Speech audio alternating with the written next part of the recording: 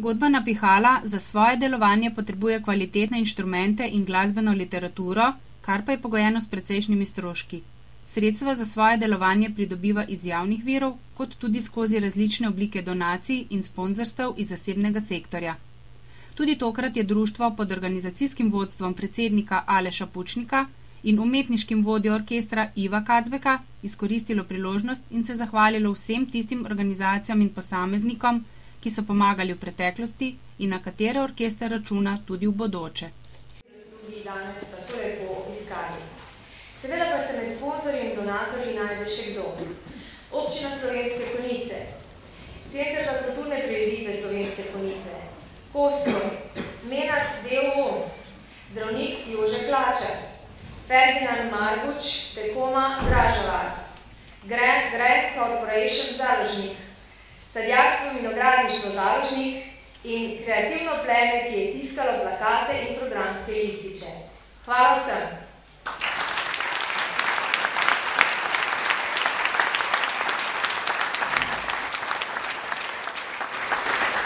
Zahvaljujemo pa se tudi nadžupnijskemu uradu in arhidiakonu gospodu Jožetu Voglinu za njihovo gostoljubje. Hvala lepa.